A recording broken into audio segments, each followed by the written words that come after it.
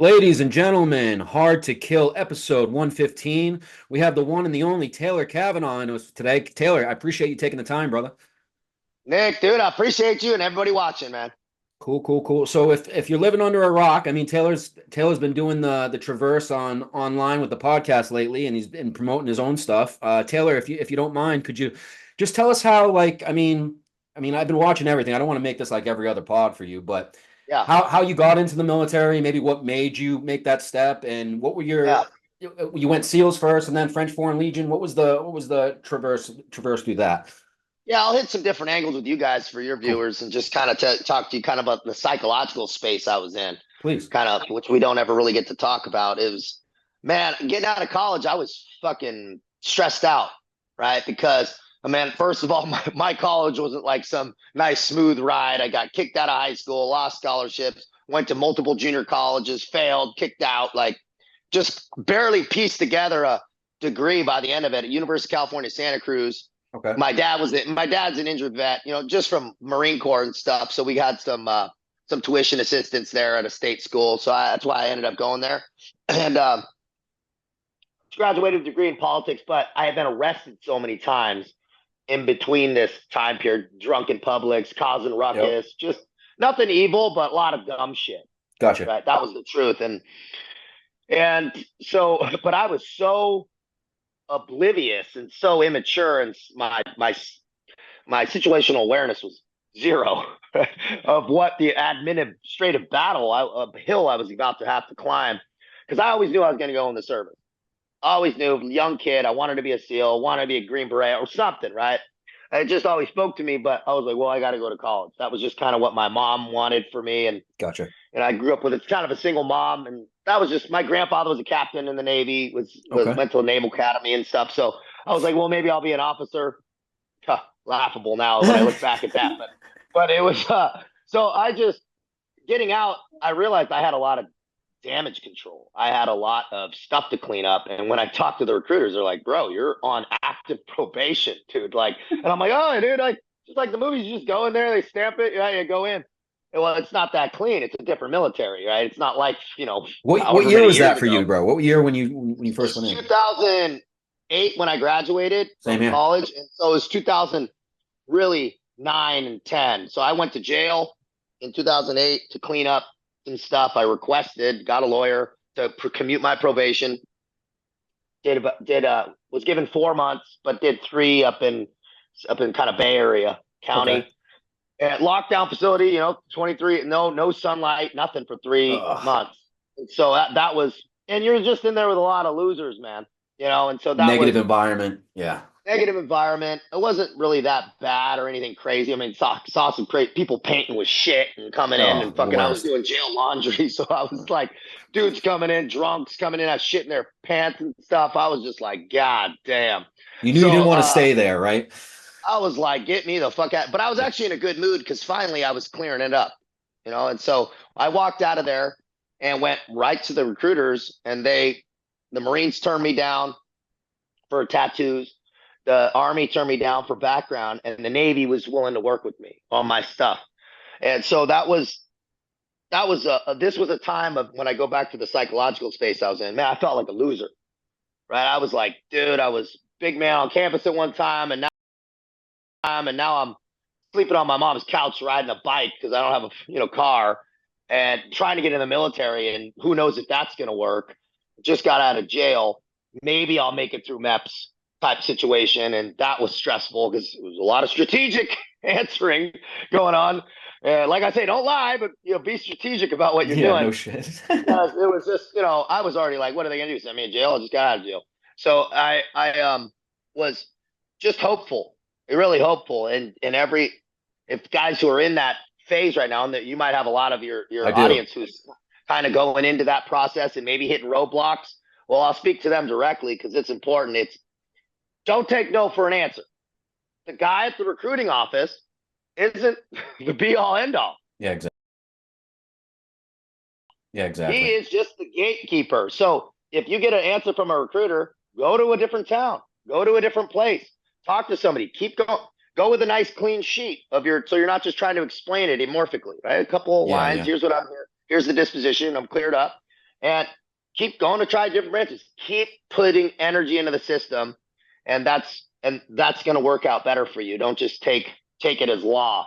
That would be my advice. So that was where I was at, Nick, in my process of going into the military. Okay. Actually, so that's when I started. I was 2010, or excuse me, 2009 when I started into that MEPS and trying to get my SEAL contract. When did SEALs start coming about?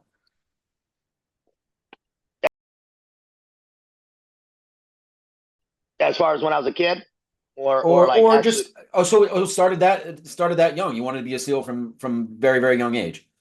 yeah, 7. So I saw some guys. I was from San Diego. I was raised in San Diego, so I was proximity. I saw glow lights in the bay, and I was like, oh, my dad told me what they were, and that was what started down that road. Planted that Man, seed. I was at Blockbuster, bro, with the VHS tapes. Like, Blockbuster, bringing it yeah, back. I love it.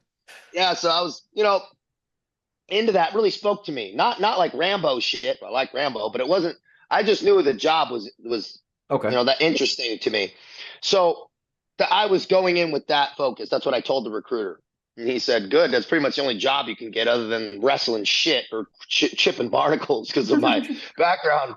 And so I knew I needed some waivers. I needed tattoo waivers, conduct waivers, all these things. And so I needed some time. I signed on with like an aviation technician job, was in depth for about probably 9 to 10 months and I got my SEAL contract in about 8, 9 months. But that was getting face to face with active duty SEALs, training with them down at the base and in like a formal-ish program. Okay. That was loosely put together by NSW.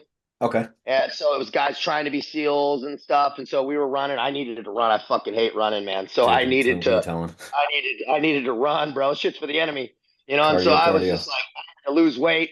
And so that was the process I did, and signed my SEAL contract, and I ended up shipping on a SEAL challenge contract in 2010.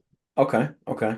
So now did we get any active deployments as a SEAL, or was that mostly the French Foreign Legion, or how far did you make it in the SEAL So I was at SEAL Team 7 for 7 years. Oh wow. So Okay. I was sniper, JTAC, advent laden specialist, all those things, and I went to Yemen my first go, Iraq my second go, and I did some PSD shit in Mexico.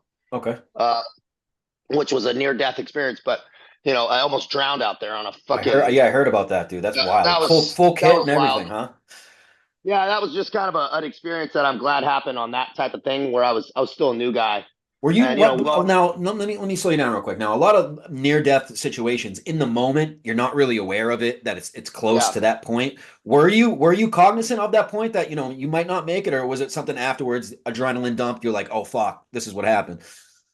Yeah, it was nighttime, so I jump in and I hit a boat and I go in and I did my water wing. I had one trying to be cool guy, and it got rotated way back. I don't even think I would have pulled it anyway because I was just too fucking like proud of being a new guy pulling a water wing. So I was putting out hard. I started to get hypercapnia. I really started to see yellow, and I was just exerting as much force as I could to stay afloat. I had my M4 wired into my kit. There was no jetting. Yep. There was no jettisoning anything. Right. I had a radio. I was a comms guy at the time, so I had a fucking man pack on and all this shit. And as I was sinking down, I was going, fucking probably gonna die. I was like, this is how it goes. It was like that moment where I'm like, I don't have nothing left in the tank really. Like, and so then a hand kind of came down. It was my OIC, and I fucking grabbed his hand and got pulled in. So that was a moment where I did have a split second where I maybe thought that could have happened, but it was very, very brief. And I was more in recollection, like you said, Nick, of realizing what I actually was thinking. And so, yeah, going into Yemen, and that was just mostly growing a beard and getting weird because it wasn't.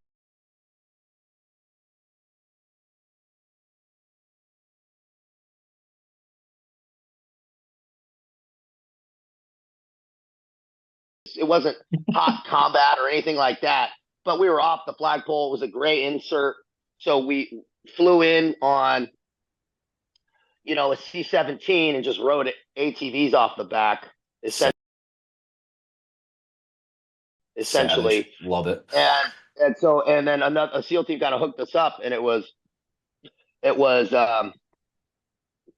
training the counterterrorism unit while prepping for some possible AQAP Yep. guys that we're working with or something. So it was, and the Houthis were also there at the time, and so we were doing PSD elements for the ambassador and shit like that, moving through Aden mostly, Okay. and then we were a little bit north of that. So that was that deployment. That was about 7 months, and so we were out there and also building up the base because they were DevGru was trying to come in and they needed a staging point from Djibouti to Okay. actually fly over there, and they needed to land Ospreys, and so there was no fucking place to land Ospreys, and so we were building Huge. out this contracted thing, trying to get the locals to imagine the clusterfuck of that Good herding luck. cats. Yeah.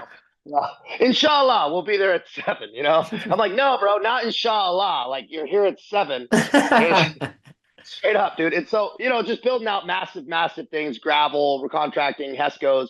So it was a lot of that stuff. And then mixed with training at night with the counterterrorism unit, eating boiled goat, living off the Oh yeah. local economy. Oh yeah. So I was okay. That was all right though, really. It was a good like ease in as a new guy because I had a lot of responsibility. It was one of only 2 new guys there. It was only 9 guys allowed at this base, 9 SEALs, and 12 in country total. Okay. So it was all low visibility civilian attire, for the most part.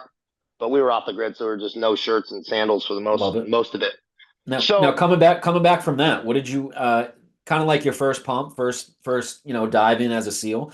What yeah, was the taste in your mouth? How'd you feel? Were you excited what to come, or were you just yeah, eat? I was stoked because I was in it, bro. I was in it for the long haul. Like I was not planning on getting out.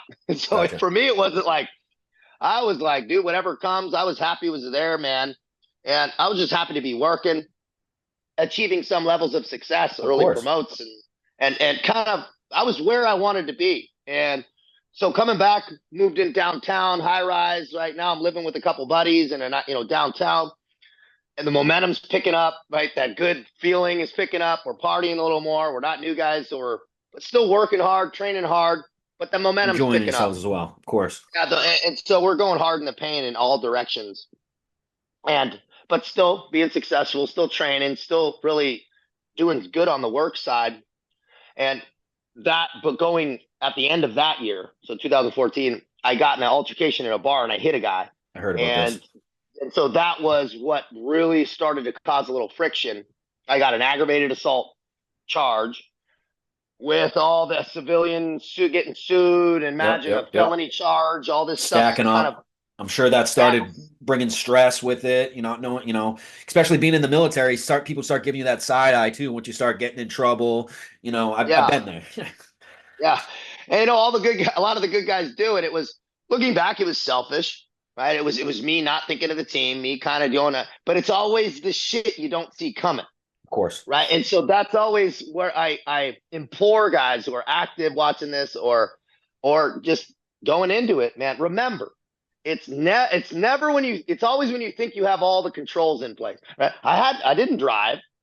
I was on a date technically at a time at a restaurant. It wasn't like I was out raging. I was at a fucking steakhouse, right, dude? And so and then staying at the bar, and then that's when it happens. But it always is when we lose our wits about us, drink too much, right? We're not in control, not have emotional discipline. That was all on me. So that was, be careful. It'll sneak up on you. And it's always when you're peaking. I just promoted, just E6 in 4 years, up for LPO. And then it's like right as that happened. No, And no, not to so, interrupt you, but just go ahead. because I've been in not exactly the same, but similar situations, getting in trouble while I'm in, did it take you a while to just drop that anger? Because I was mad. I was mad for a while. I don't know if it was at myself, at my situation, but I wasn't putting the blame where it needed to be. Did it take you Yeah, a while to put that like self-realization on yourself, or is that just something that you attained while you grew? man, it took me to my mid-30s. Dude, I didn't learn that yet. I definitely had the anger. That's a good point, Nick. There was frustration, anger, poor me. Of There was course, of definitely course. a lot of that. It was some depression probably Yeah, mixed of in course. there, like walking through quicksand, and that there was definitely that. So I hadn't quite taken ownership of. Yeah, I did it, but I wasn't really like owning it to enough to actually affect change, Of which course. is the real sign.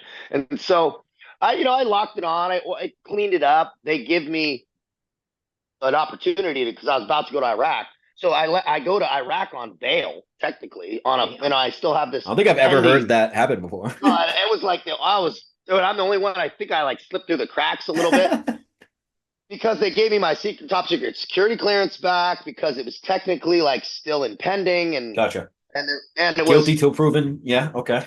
yeah, and so there was like due Innocent till proven process, guilty. and the can started getting kicked down the road. But I had a jury trial pending, and I was a plea deal of 6 years plus 3 parole. So it was like facing 6 as the baseline plea deal with a maximum of 15 because the dude had I broke his orbital eye socket. Ooh. So there was like, he's fine, but he's fine. he didn't lose his eyesight or anything, but obviously on his camp, they're like, well, he could have lost his eyesight and all this shit. Of course. So it was just making it a little bit, it was making it a bigger issue. Yep. And so that deployment to Iraq was kind of interesting because we're prepping for the Mosul offensive. This is 2015. We fly up in like in pairs of 2 from Baghdad, just south of Mosul, to this like Green Beret camp on the outskirts of kind of Kurdistan, Iraq, okay, Tigris, south of Mosul, that little smorgasbord of area. Yep. And just a little bit around Makmur, but it was like a little bit more towards Erbil. Okay. And we were staging in like the driveway of this Green Beret camp. Intense. We had G-Wagon, up armored G-Wagons from Afghanistan at first. Sexy. But they were like beat up, man. Like, the axles. Got some miles on them. And also we're trying to be low profile. We're like convoying around in like, it was kind of cool, but not, right? So once we get our location, the whole plan there was to leapfrog up, get closer to the FLOT, and start building out a FOB PB as FOB, far forward and north as possible, as would be the most north and most forward possible, and figure it out. And so that's what we did. We found an old ordnance dump place that ISIS was using. They had just been kind of pushed back from this area by the Kurdish, Peshmerga, and we went in, cleaned it out. We only had half our platoon at the time, so about 12 guys and a couple logistics guys, and we cleaned it out, built it out, started getting the plumbing. Obviously none of that shit was up to, or using buckets and doing that shit for a while still making contact with, or starting to make contact with, the Sunni tribes that had been displaced by ISIS. So that was, and then the whole plan was get these few tribes, meet with the sheikhs, get a fighting force of guys that are actually not dangerous and fucking can have weapons, all that piece, and then start leapfrogging and taking back these villages. Okay. That was kind of like this up towards Mosul. That was the entire operation from a 30,000 foot view. Obviously, there's a lot of dropping of ordnance and cast and target building and stuff in between. But I was a tribal lead, so I meet with the sheikh. We're out there, and they're out there. So it's trenched in though. So it's like kind of World War II. There's this no man's land of trenching. And so they're taking shots, they're shooting mortars, we're shooting mortars, we're taking, it's so kind of like shooting the 50 cal. It wasn't like so you're mostly dismounted at this point, right? I mean, are you running point, or are you still radio operations, or what capacity? At this point I was a fire team leader. Okay. I had dropped the comms at this point, but I was also a JTAC, but we had a CCT with us. So a lot of the JTAC duties were his. I would help him out. Real quick, just so how you understand a JTAC, explain that to me. Yeah, so a JTAC is the eyes on the ground to coordinate fire support from the air. Right? It's target acquisition, target verification, correlation, most importantly for the pilots, building targets. And that was the other piece. Live coordination also, as we would take rounds, because we would fly a Puma. People aren't familiar with a Puma is. A Puma is a small drone that you launch from a fucking roof of a car, really, a roof of a fucking SUV, and it launches, and we fly it, and then dudes have the thing, and it's actually like a qual, and they fly it. They call it a Puma because the area they would do it in Santa Barbara, they just had a bunch of MILFs around. And Stop so they it. fucking, yeah, that's why it's literally like a military fucking project. That's what they call it, the Puma. And so, That's like, they would hilarious. go out to the bars. They're like, "What do we call this thing?" Like, it's called a Puma. All these milfs at the school or around the school. So, Love it. kind of fucking funny. So that was very helpful because the guys, the ISIS fighters who were in these little built strongholds would shoot at the fucking thing, just being idiots. And we would just have F-18s or F-16s, just be like, "Hey, you see the Muzzle pup, flashes. that's muzzle flashes. You see, okay," and then we just Drain coordinate them. bombs and just blow the shit out of them. So there was a lot of that, a lot of some night going out to the flot, kind of launching mortars, doing that shit, and that was, and also dealing with the Peshmerga because people don't know the Kurdistan is not really a recognized country, Of course. right? Right, so it doesn't have its own borders. And Nick, I'm explaining for kind of, I know you know this, but Yep. some of the people who might not, because I wasn't aware of it really until I got there, was so the Kurdish Peshmerga, they have the historical border that they're willing to push into and enforce. But once you hit that, they got no interest pushing any further. This is like this is our historical border. We got no. So it was kind of up to us to use the Sunnis to kind of push and use that and manage the little bit of the tension between the Sunni Arabs and the fucking Kurdish. I love the Kurds, but it was just that there was So a lot of the Kurds were legit over there. They were banging out because Kurds for me that's like the Mujahideen was in Afghanistan. The Kurds were legit when you were over there. Yeah, the Kurds were fucking chill. Like, and they'd send some rounds down, and they'd be out there, and some of our Terps were Kurdish, and they were fucking hard chargers, man. So it was, and they were really friendly with us. So anything I have ever seen from the Kurdish Peshmerga side was very positive. So now did you have any friendly forces in Iraq working with you, like Iraqi police, Iraqi army, anything like that? We were technically, the building we took over was like an abandoned. It was on the outskirts of an Iraqi army kind of base, but it was like in this town. So they had control of the main gate, and they would control that piece. But we only trusted them as far as we could throw Yeah, them. of course, of Right. And course. so there was, and just north of this area was where Chuck Heavy,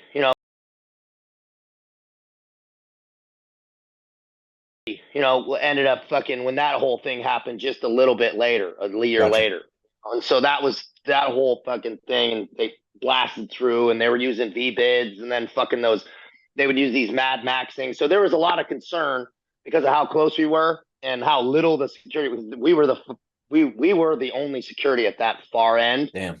And then they had like one guy with a gun and a fucking like a wooden gate, like, so I'm like, we got to be careful. So we were doing a lot of obviously 24-hour security on the roof and just, at the camp. And then we got plussed up about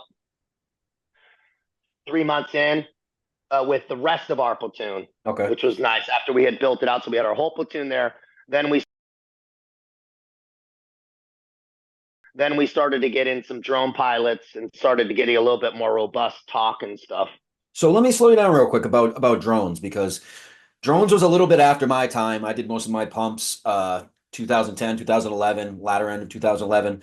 What do you think about how Ukraine has been utilizing these things, man, with warfare, progressing how it has been? How do you think drones are going to be utilized going into the future regarding combat? It's fucking a lot more. It's going to be a lot more. And it's scary because watching what's happening in Ukraine, I got a lot of homies in Ukraine, Ukrainians who I was in the Foreign Legion with and shit, that, man, there's some of the videos these guys send me, dude, are just like, it's Wild. terrifying. They're sitting there eating lunch and grenades are dropping on them. It's fucking terrifying. I think bro. I saw the first one I saw recently, dude. They saw it taking out a helicopter, bro, a Russian warship, dude. Like that's $14 million, bro. To what? Yeah. A couple hundred? You know what I'm saying? Like it's changing warfare as we're watching it, and it's pretty wild, dude. It's letting the lowest guy get in the battle and be very effective. When you could drive in a explosive and by just your fucking, man, that's a game changer. You have some video and you can fly it into people. Holy Wild. shit, dude. Wild. Yeah, that dude's getting, have you seen those videos? I'm sure we've seen them, they're dropping the grenades. Dudes are like they're in the trench. I'm like, bro, you can't hide anywhere these days. Good luck. Yeah. So, okay. So now after Iraq, man, now just to kind of parlay here now, right now we got a lot of guys, Marines, Army, training their asses off, and they haven't had an opportunity to get into the fight, and they're kind of in the rear with the gear, getting a little bit down. What would be something you would say to these guys? Because you want to get out there, but deployments haven't been there, and I mean, coming up soon, I never know. But what would you say to these guys? Stay focused. Recognize, man, real warriors aren't really made on the battlefield. They're made before and after. And that's something that I lost sight of, because it doesn't matter fucking, you can rise to the occasion maybe, but really when you arrive at that point, you better make sure you're solid all the way. And it doesn't matter because it's destiny, right? There's no point in sitting there and fucking feeling any type of way about anything, because what's meant to be is going to be. We either have faith, and I just mean in the process, in the universe, right? It's going to happen, whatever's happened. The way you feel about it is your choice. Or you choose to, all right, I'm going to be fucking ready when this shit pops off. Or, man, fuck this, man. We're fucking. Let's go get drunk. I say this. I say this. Don't, if I could give one piece of advice, and I know you'd agree with this, that for guys in the military, don't be that fucking guy that complains. Don't be the complainer. We all have fallen into it. It is a cancer in the service. Man, every unit I've ever been, that old adage, guys will complain about how heavy the gold bars are they're fucking carrying, right? If anything that Legion taught me was how good we do have in the United States military, right, man? Like, we're funded. We're the most powerful military in the world. Make no mistake about it. You're in you have options after. You have a lot of you can use the military in a very powerful way. Man, enjoy your time there. Have a positive mindset. Make sure you're doing the correct things to set the example. Man, if other people are complaining, just keep your fucking mouth shut.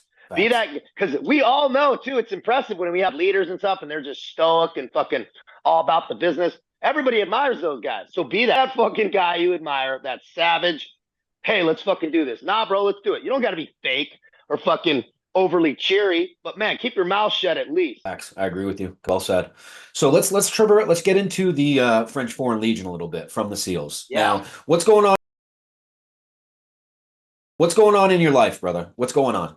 We're coming from the Navy SEALs. We're going to the French Foreign Legion. Talk to me. Yeah. So, man, I got out, right? Forced out. I failed the steroid test after another altercation, which brought heat on me. So that was, if guys want to know, that was zero tolerance, man. Boom. I did it. There was no ifs, ands, or buts about it. I lawyered up, did it the right way, ended up getting a general discharge. Yep. Right. General under honorable. Now I'm working in the civilian sector. Immediately start stacking bad habits. I'm doing Adderall, Xanax, drinking weed every day. Then tossed in a little opiates in there at the, Been there as well, year. Brother. No. Yeah. We push it hard in the paint when we do. And but you can't bend reality. Let me stop you right there, dude, because you know what? That's something that a lot of guys right now are getting stuck with PTSD. They're going to the VA, they're getting loaded up with meds, getting hooked on them.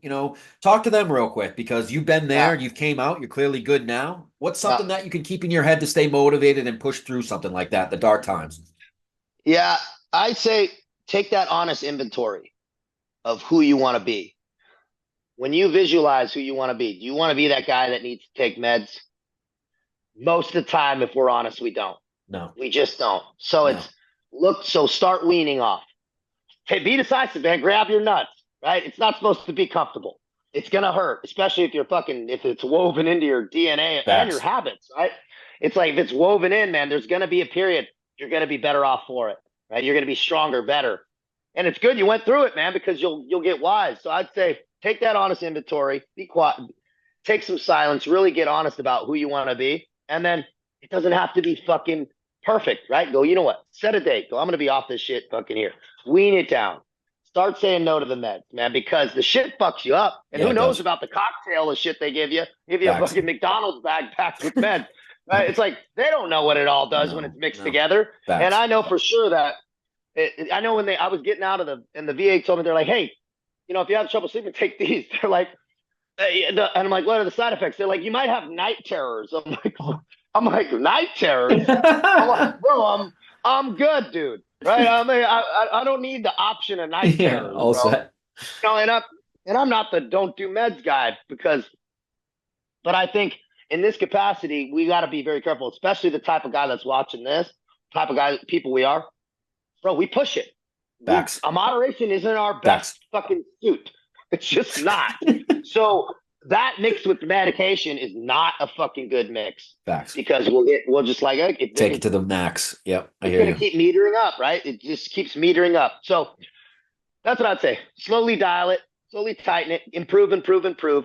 Fix your daily habits too. You don't try to fix it. Start waking up early. Reinstitute the discipline. We're all better. Well, a lot of us do really well in the military because it's like, oh, we got to be here, we got to be doing this, we got to do that. So we're disciplined. The minute guys get out, they're doing meds, they're not getting up, they're fucking sleeping in. It just starts getting loose.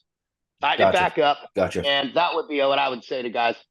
Roger that. So, okay, so we're dialing back on all that. We're getting into the French Foreign Legion. Where's your head at, bro? Because something in my head right now, I'd be fucking terrified. I'm going into something I don't know. You see people you don't understand. You're not with your team.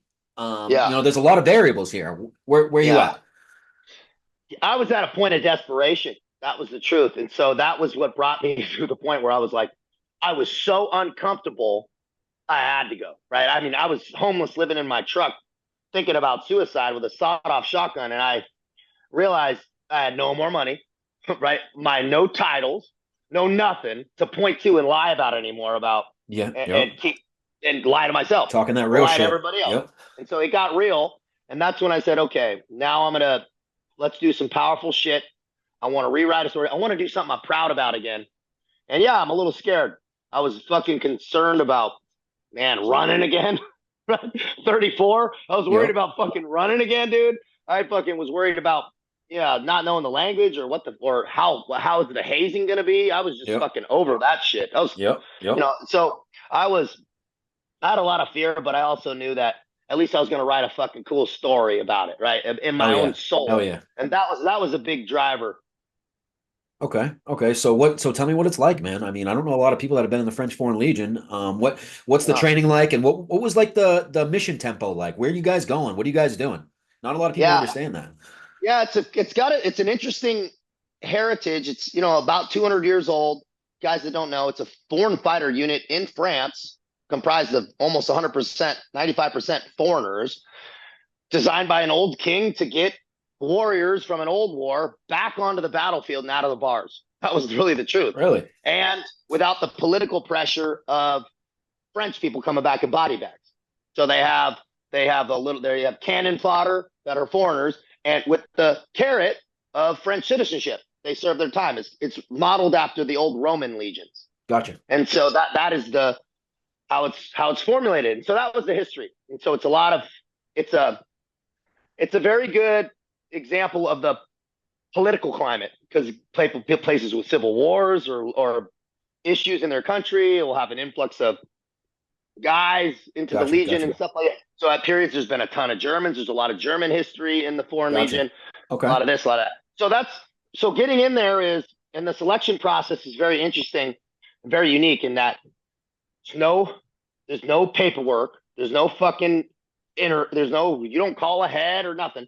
You go up with a bag and your passport and you knock on the door and they fucking open it and they kind of take a look at you. And if you look relatively good shaped Sickly. and yeah, you don't look sickly, they go, okay, come in, tell you to sit down and okay, give them their passport. And I didn't see that passport again for 3 years, 2.5 years. Damn. I gave it to them and then it was pull up bar, IQ test, right? And there's two places to do it. Paris, just outside of Paris, called Fort Nogent. It's a small base. And then down south at the headquarter regiment are the two places and do this. There's some small satellite places, but that's just for a small holding, and they get funneled to these two pre-selection centers. Okay. So what's it like, man? You go through like a boot camp type environment and then you get Yeah, selected to a unit, or how's that work? that's exactly how it is. So it's a selection process. They take one out of about 15, make it into actually going to boot camp. So teeth, feet, shape, BMI, and then the interview, and then some physical parts and some IQ tests and all that shit. But the interviews are very important. Are you who you say you are? Background Interpol checks. They don't want sex crimes. Any of that type of shit is fucking no-go. Real serious fucking crimes like international drug trafficking, arms dealing, they're going to have some fucking issues with for obvious reasons because they don't want issues with, that governments and all that bullshit. Of course. So once you get through that, you're into a boot camp, and that's about a month process. You're in civilian clothes for the first week and a half. Then you're kind of getting processed into like sports clothes. Then they're still kind of going through these heavy interviews and backgrounds. And then finally they'll offer you a contract, the minimum of 5 years. And then they'll go, okay, here's your uniform. Yeah, you're getting indoctrinated in, sign your contract, go to boot camp. Boot camp was 4 months. So this whole process, you're cut away from everything for about 5 months off the grid. And then you get to choose your regiment. So they're going to give you a regimental choices. The regimental choices are, you have a parachute regiment in Corsica. You have a handful of regiments that are mixed of infantry, engineering regiments, and cavalry, kind of in the south of France.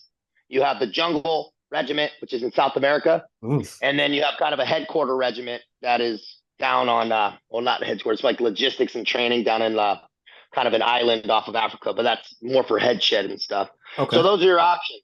And you choose your options. They rack and stack you, and they start going down the list. The guys that want their stuff go first, and then it's luck of the draw by the end of it. So what route did you end up taking? So I was directed when I got there because I went there with my DD-214, just so leadership knew who I was, and they said, "Well, we're gonna kind of push you to the 2 reg. It's called 2e Régiment Intrigère de Génie. It's the 2nd Engineering Regiment, Mountain Specialty, part of the Mountain Infantry Brigade of France." Okay. Because there was a commando unit there that was there's high tempo, whatever, and they're like, it's going to take a few years to actually be invited to screen for that. I was like, all right. They're like, but you'll deploy a bunch at this regiment, and the atmosphere is good. It's not overly lame or overly hazy, which kind of the parachute regiment and stuff. But they also at the parachute regiment, when I requested it, they said I was too big. They're like too old and too big, right? Like they don't want for static line shooting. Yeah, you need to be lightweight. Yep. Yeah, they wanted smaller, lighter guys. They're like, dude, you're gonna get smashed. And so I understood. I was like, whatever. So that was pretty much a no-go for me. I showed up at the engineering regiment. First place we get deployed, South America, which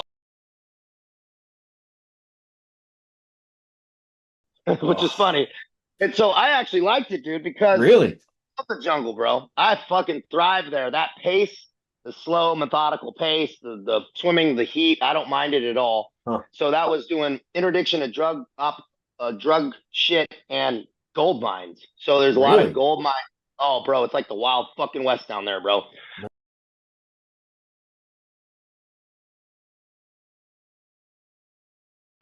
So people don't know that France has territory in South America called French Guiana. They use the euro. They speak French. It's just north of Brazil, just east of Suriname. We were on the Suriname border of French Guiana, and we were doing deep jungle operations 4 months, man. I'm talking blowing the shit out of these gold mines. We're bringing bringing sledges, slamming chasing these motherfuckers through the jungle. I wasn't trying to chase these motherfuckers too far, I'll tell you that. I was like, fine, dude. But dude, we'd come across these small villages, bro, in the jungle, and we would do, just to give you an example of how prolific this shit is down there, we would do a 14-day patrol, hit gold mines every day. Wow. Every fucking day, bro. We'd hit one, sleep, hit one, sleep, hit one, sleep, fucking 14 days in a row. Now, are you taking that and bringing it back to France, that gold, or how's that work? No, I mean, a lot of it's processed. We just blow it up and keep moving. And so not the gold, because it's not just like laying in chunks, right? It's like processed, and they have their stuff. And so I'm sure somebody comes back up and clean it, but we had to keep moving, and we can't even wrap these motherfuckers up. Yeah, because where are you going to take them? So we just catch and release these motherfuckers. And these hardcore Romanians, fucking Ukrainians I work with that are like non-commissioned officers that have been in the Legion, they're hardcore.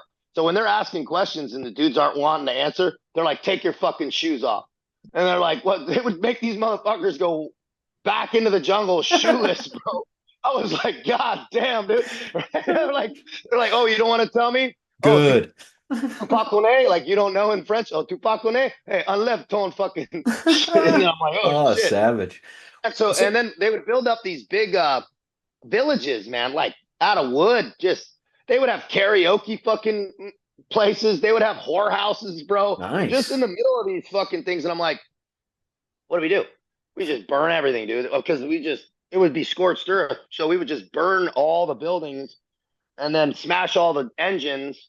And I would have to go swim in the mercury fucking water and Oh, shit, dude. And so perfect. I would take them out, smash them, make everything, as unusable as possible. But pretty ingenious what these guys do, how they get all this gear in, dude. It is impressive. Yeah, living off the land, crazy. Now, hey, let me ask you, what's your EDC out in the jungle out there? What are you guys carrying? So we had a FAMAS. We were using the FAMAS.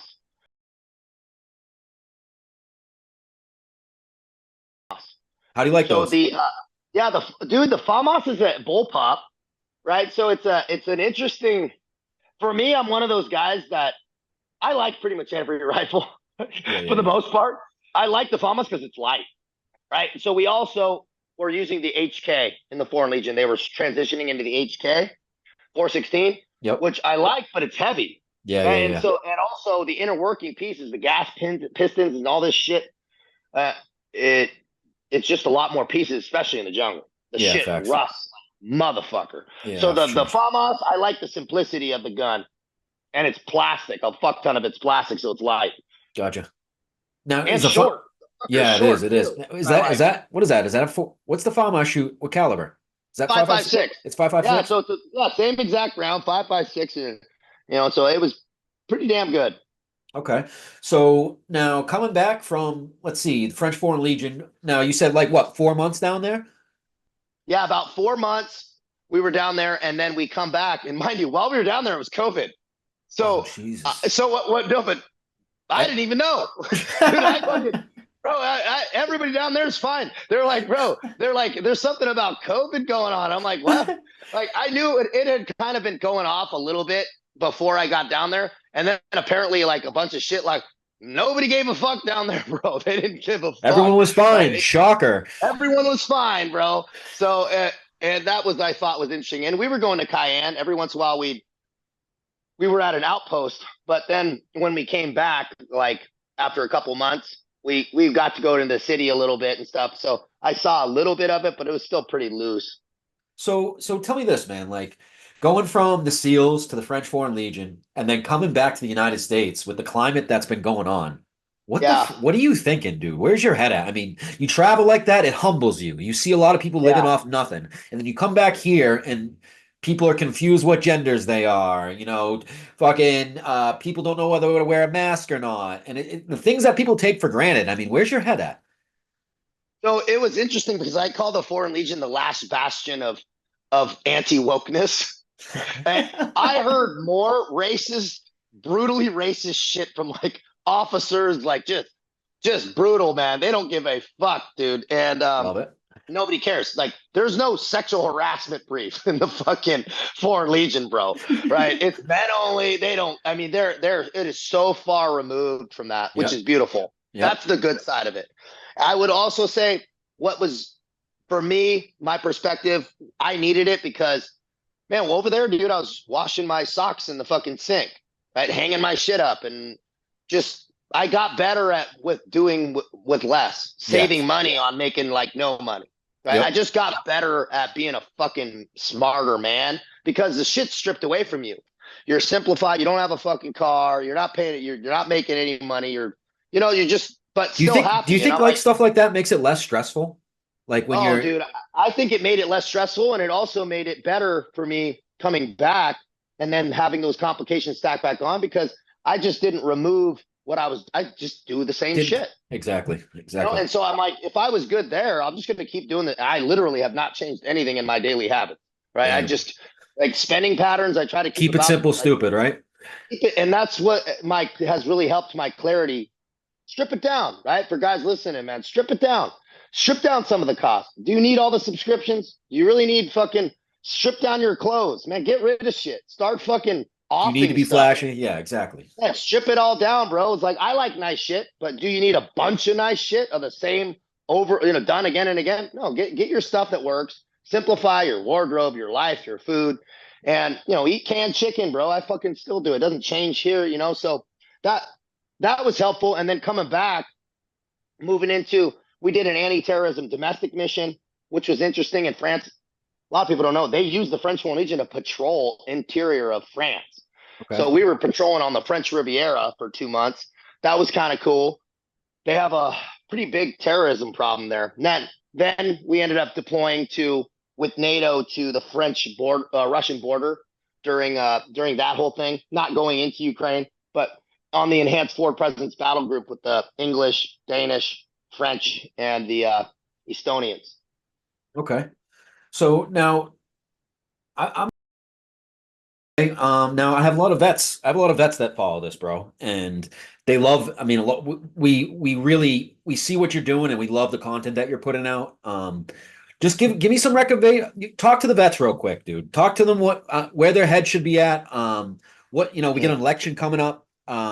What they should be thinking about doing, and just speak to the vets if you could, real quick. Yeah, all the vets out there, man. It's what we've done. We should be proud about.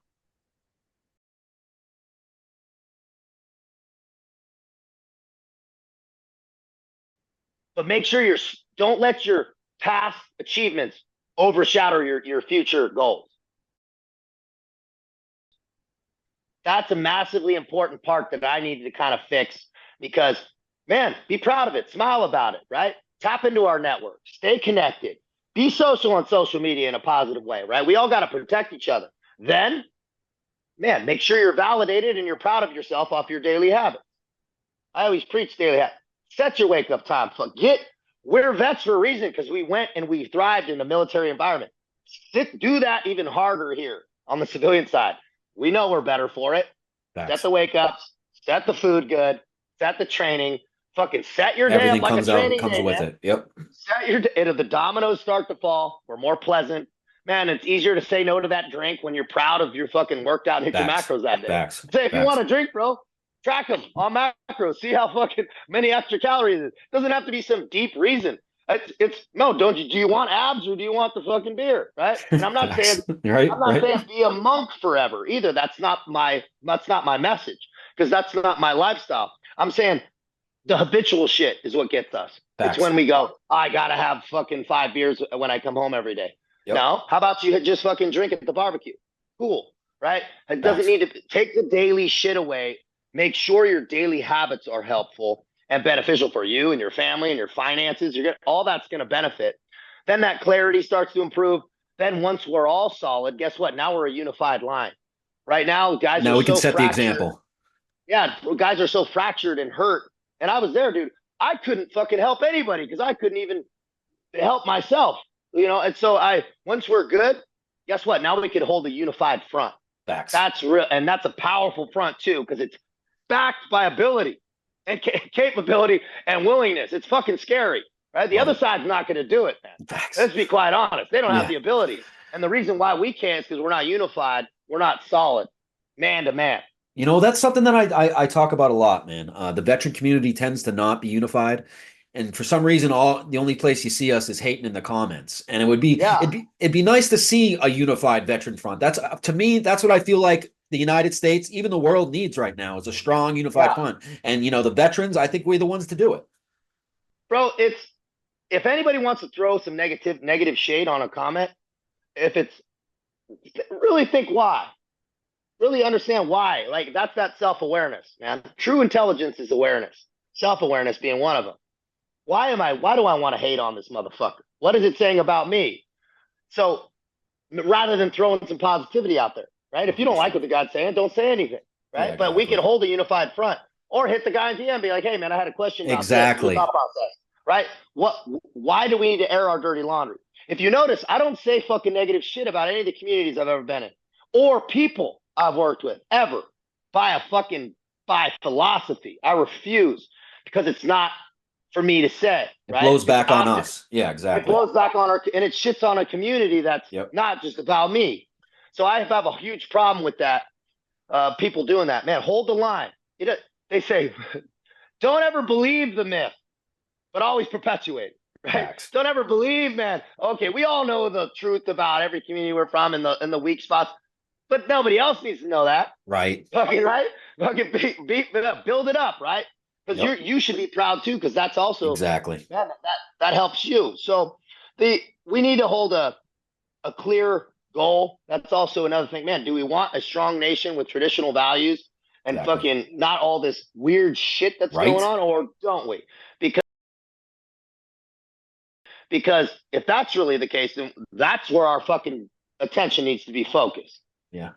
Perfect. Well said. Well said. Coming out from that, man, being like where you're at right now in life. I mean, what's some recommendations you can give people that are just maybe that think like us, that are like kind of getting put in a box by everyone else? Like it almost feels like wrong to be strong nowadays. You know, Yeah. you know what I mean? Oh, dude. Yeah. It ain't wrong to be strong, bro. You know, we need the pendulum, and I'm getting damn serious about this. The pendulum shifting back. The fucking, I know we're starting to see it. People saw what woke did, and it's starting to, and people go, oh, that doesn't work, right? And what happens historically? Swings the back. Pendulum starts to shift. We're postured. Guys who are watching this, guys who fucking identify with this message, who have been in the military, not, but identify with, we're postured perfectly to take power back. Because guess what? We have the ability too, right? We have the capability, the ability. Let me tell you, violence is a talent. Not everybody has it. That's the truth. There's people who are weak. They're not virtuous because they're weak. They're just weak, right? Controlled ability is really what is true power. Now, we align ourselves. Now, first, you got to heal your daily habits. Make sure you're clear. Make sure you're centered. If you got to get control of your life first, or we can't control fuck all out here. Facts. So focus first, internal. Make sure your internal state's good. Make sure you're good. Make sure your family's good. Make sure your finances, your fitness, all that shit. Dude, if you're fat and you're delusional about fucking I'll handle it, no, you won't. You're gonna be gassed if some shit pops off, right? I'm not saying we got to be fucking out there doing CrossFit every day. I fucking hate that shit. But I'm saying, bro, be able to fucking run a mile. Yeah. Be able to lift some weight. Be able to carry your fucking family. You don't got to be setting records, but have some ability, have the confidence, right? So you're not delusional about your real estate. Go test yourself. Go fucking run a mile. See how you fucking hang. Doesn't need to be get a 4-minute mile, but be able to do it in 8 or 9 minutes, bro. Right? Absolutely. Absolutely. Things like that. I would say it's not wrong to be locked on, to have the mentality we have, bro. It's very correct. That conservative mindset is the winning one. Lay on news for you, right? It's the shit that works. Yep, absolutely. Last thing I got, man, something that the veteran community is dealing with heavy right now is veteran suicide. I don't think it's talked about enough, but a lot of my guys, more of them have died since I've been back than when I was, over in the sand pits. So, if you could talk about that real quick, I'd appreciate it. Yeah, that's every community's like that, right? Not just military, but also first responders. We are a lot of times we already had trauma coming into these, why we seek it out. And then so we're already masters from little kids of packing this shit down and we understand it. I'm not the guy, hey man, I got to go talk about my problems. Sometimes that's not the answer. We don't need to relive all this shit. Exactly. But guess what? Look at your day. Fix your fucking day. I'm so about the day. People are trying to get mentally clear and they're waking up at noon, fucking eating whatever. I go, dude, those two things don't work. You're putting the cart before the horse. You get out of your head by getting into your body. We all know it. We all feel fucking good coming from the gym. We aren't in any negative states of mind. And so that's what I like to push with guys I work with, guys on my program. For guys I don't know, if they want to reach out to me, you can. We'll restructure your day. We start at the beginning. Morning process, little reflection, no phone, no emails, right? Structure it every fucking day. Set that time away from you. Early, man. 3, 4 in the morning, right? Early. Then go into your day. But now you're armored, right? We start it there. And then I show guys, man, supplementation, how to train, how to get your shit right. We need a clean blueprint. Try to build a house without a blueprint. It's fucking hard. Don't recreate the wheel, try to figure all this shit out. We work efficiently. That's why the military works for us. I want clean information, direct, that works, that's proved, right? So that's what I've been doing since I was in the Foreign Legion. I realized I had to get right, and I was never going to be okay with any external validation. And that's the other piece about the suicide piece is guys lose their identity. They lose their purpose. Guess what? You know what your new purpose is? Being a fucking savage motherfucker, a savagely disciplined, successful motherfucker. That's your new purpose, right? Validation in self. Nobody can take that away from you. The guy who validates himself strictly off his daily habits and how he handles himself, his family, and his community is a dangerous motherfucker. And guess Facts. what? The money comes with it. Yep, absolutely. Where can they find you at, brother? So guys can always hit me on Instagram, TCAV official. I always am Johnny on the spot with the DMs. They can also reach me at my website, www.taylorcavanaugh.com. Everything goes to me, goes directly to my personal email. I don't outsource anything. Nick, as you know, you reach out, talk to me. Bam. Nobody, I don't, and I'm quick with it too. This is my purpose, Facts. So I'm on it all the time. Now, my YouTube, TCAV TV, we dive into the deeper principles. Some of all my videos are stream of consciousness, one take, no edits. I also do gym footage and workouts with some bigger names in fitness, just some hoo-yah shit, you know, put some cool music to it. We have some of those videos out.